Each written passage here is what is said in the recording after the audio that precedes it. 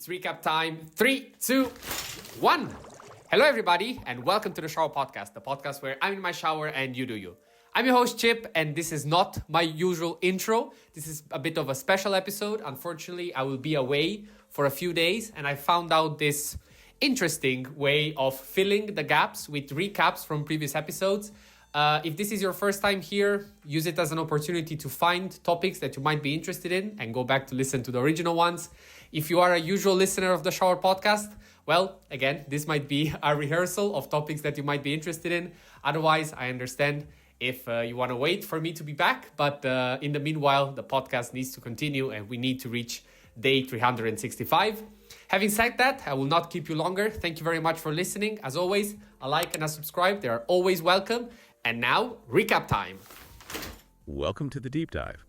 So, before we get into anything totally new this week, we're actually doing something a bit different. It's kind of a meta deep dive, looking back at 4 really foundational ideas that our colleague Chip explored recently. Yeah, in his series, The Laws That Shape Us. That's right. Episodes 314 through 317. They were great. They really were. And they covered these mental models that, influence how we deal with deadlines, focus, chaos.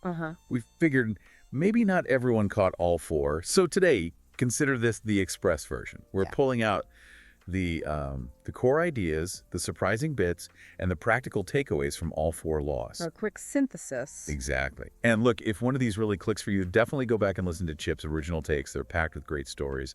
But for now, let's just get the essentials down. Sounds good. And I think the big idea connecting all of them is that these aren't like, laws of physics you just have to accept. They're more like lenses, tools, really. They help us shift from just feeling like things are doomed or out of control. Right, that sense of inevitability. And turn it into something you can actually design around, something manageable. Okay, perfect. Let's unpack that, starting right at the beginning with episode 314.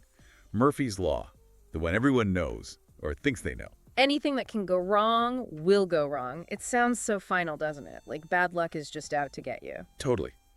But Chip's point, the real insight, was shifting that perspective. Yeah. Murphy's Law isn't some, prophecy. It's actually a strategic tool. When the Zoom link fails 5 minutes before the meeting, All corrupts. You feel like the universe is against you. But Chip argued that's mostly, it's your brain playing tricks on you. Yeah, the psychology behind why it feels so true is fascinating. It's largely down to a couple of cognitive biases. First, there's loss aversion. Basically, bad things feel about twice as bad as good things feel good. So failures really sting, they stand out. Okay. That makes sense. And the second one? It's about memory. We remember that one time the presentation file got corrupted and ruined everything? Oh, yeah. Vividly. But we just completely forget the, 50 times before that when the upload worked perfectly fine. So that memory bias makes the rare disaster seem like the norm, creates this illusion of inevitability. So if we just accept that things break software, plans, even our own focus, and that, humans make mistakes. Then Murphy's Law stops being a curse and becomes like a diagnostic tool. It flags the weak points, the password system that's always fiddly, the timing issues with a certain team member, that one printer that's always out of ink. Right. So instead of getting mad after it happens, you plan before it happens. It's shifting from reaction to preemption. Yeah. Chip mentioned how pros do this all the time. Pilots with checklists, engineers building in redundancy. Exactly. They operationalize it. They expect routine errors and build systems to catch them. It's about designing for graceful failure. Graceful failure. I like that. Yeah, it just means that if one small thing breaks, it doesn't take the whole ship down with it. So like in your own work, maybe instead of just hoping you remember key meeting notes, you set it up so they automatically save to 2 places and you ping a summary to a colleague right after. That's your guardrail. Redundancy.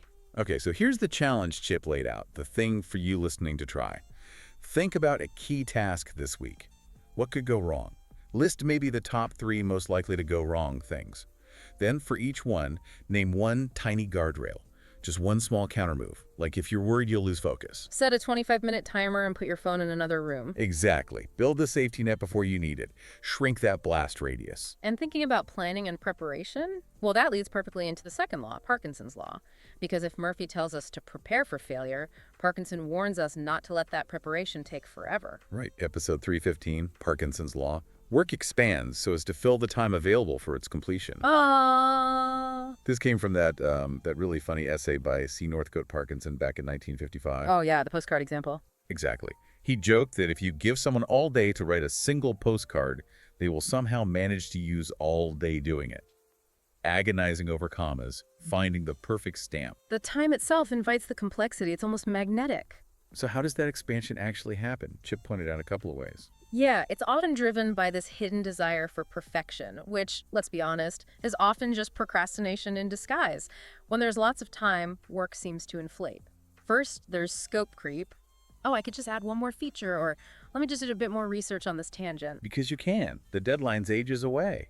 And the second way. That's the perfectionist trap, where you're preparing.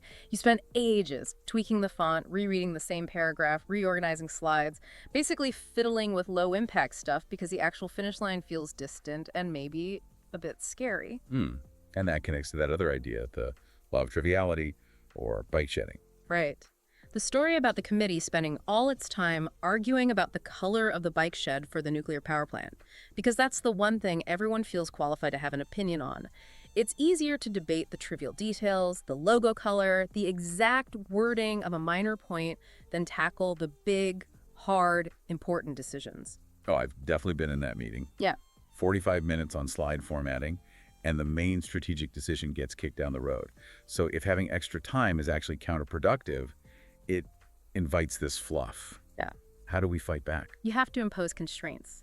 Time isn't just neutral. It creates pressure, hopefully the good kind. The most direct way is time boxing, like using the Pomodoro technique, setting a timer for, say, 25 minutes and just working flat out on one thing. That timer creates urgency. But wait, if I cut the time I thought I needed in half, will the quality just drop? Isn't that sort of rushing it? That's the common fear. But the drop usually happens only if you're vague about what done actually looks like.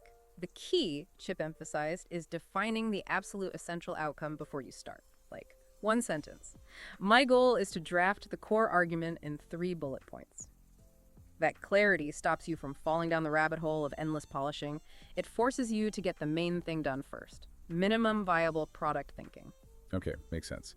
So the challenge here, the thing for you to try, is pretty direct. Pick a task, maybe one you've been avoiding. Cut the time you think you need in half. Seriously, have it. Then write down the single most essential outcome, what does done absolutely require, and add 1 defense against distraction notifications off, door closed, whatever works. Oh, and if it's a group thing, try the 5-minute rule for trivial decisions. Yeah. 5 minutes, make a call, move on. Perfect. So now we've constrained our time with Parkinson's. The next logical step is making sure we use that tighter time on the right things, which brings us straight to episode 316 and the Pareto Principle. The 80-20 rule. Feels like everyone knows this one, but using it strategically, that's different. It really is. It started with Vilfredo Pareto, the economist, noticing that something like 80% of the land in Italy was owned by about 20% of the people. But the key isn't the exact 80-20 numbers. It could be 70-30, 90-10. The point is the unevenness. Right. A small chunk of inputs drives most of the outputs. Exactly. Effort and reward are rarely distributed evenly. Joseph Duran, the quality guy, called these the vital few drivers. Think about it. Maybe 80% of your customer complaints come from 20% of your products.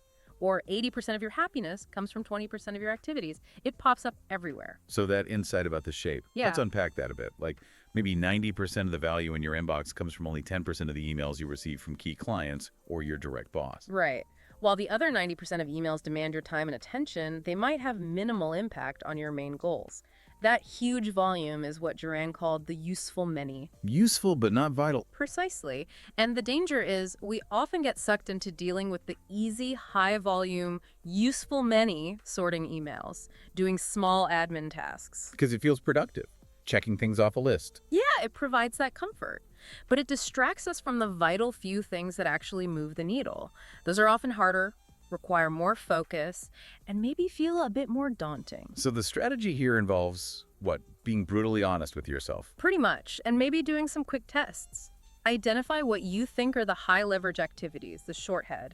Then actually check. If I spend 30 focused minutes on task A versus 30 minutes flitting around task B, what's the real difference in outcome? Confirm your hunches. And once you identify those vital few, You give them protected time, a clear runway, fewer interruptions, dedicated focus blocks. And for the rest, the long tail of less critical stuff. You don't necessarily ignore it, but you right-size it. Right-size it. Yeah, maybe you batch process all those minor emails once a day. Or you automate some reporting.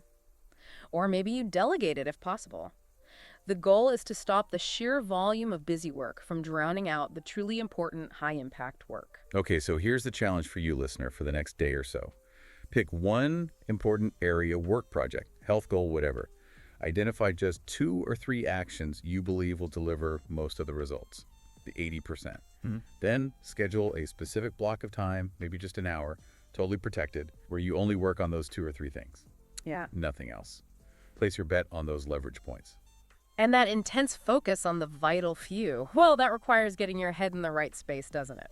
Which leads us neatly into the final law Chip covered in episode 317, Yerkes Dodson. Yes, the science of getting in the zone. Yeah. Performance and arousal, right? The inverted U curve. Exactly. The basic idea is, performance stinks when you're bored or understimulated. Leave it out. And it also tanks when you're completely stressed out or panicked. Not Stimulated. Yeah. The sweet spot, the peak of the curve, is somewhere in the middle. That's the goal. Finding that stave alert focus where you have urgency but not anxiety, energy but not frantic noise. That narrow lane where everything clicks. But the really critical part, the nuance Chip highlighted, is that the optimal zone isn't fixed. It actually shifts depending on the task. Okay, how so? Well, for simple routine or well-practiced tasks, think data entry, maybe going for a run on a familiar route you can actually tolerate, and sometimes even need more arousal to stay engaged, like listening to upbeat music, having a bit of caffeine. That helps prevent boredom and sloppy mistakes caused by being under-aroused. Right, but for complex stuff, learning something new, writing a difficult report, making a big decision. For those, the optimal arousal level is much lower. The curve is flatter, peaks earlier. Too much stress or pressure becomes actively harmful. That's why high anxiety messes up exam performance, right? It creates cognitive tunnel vision. You get overloaded and can't access what you actually know. The classic exam jitters. Okay. So, we need to actively tune our arousal level based on the task. Exactly. Treat arousal like a dial. If you feel yourself drifting, bored, understimulated, low end of the curve, you need to add a spark. Maybe set a short, sharp timer. Or define a clear, tangible mini goal. Or even just tell someone what you plan to finish in the next hour to create a little social pressure. Okay, and if you're on the other side, feeling overwhelmed, anxious, maybe spinning your wheels, obsessing, then you need to consciously dial it down. Bleed off that excess pressure. Simple things work. Deliberately slow your breathing for 60 seconds. Step outside for 90 seconds to break the mental loop. Or take that huge, scary task and just focus on the very first tiny step. Make it less overwhelming. So the aim isn't necessarily to feel like perfectly calm or super hyped up all the time. No, not at all. The goal is just to feel ready for the specific task at hand. And readiness, especially for deep work, is often quieter than we think it should be. But it's definitely more engaged than just being bored. Wow. Okay, that was a whirlwind tour through 4 really significant mental models. We hit Murphy's Law for anticipating failure, Parkinson's Law for managing time. Pareto Principle for focusing effort. And Yerkes Dodson for tuning our internal state. Yeah. I think the big meta lesson from Chip's whole series, the thread connecting them all, is this shift. From reacting to designing. Exactly. Designing how you handle failure, designing your time, designing your focus, and even designing your own mental energy levels. And maybe the ultimate leverage, tying it all together one last time. Think about applying Pareto to your Yerkes Dodson curve. What are the vital few things, the 20% of activities, habits, maybe even places that most reliably get you into your optimal performance zone?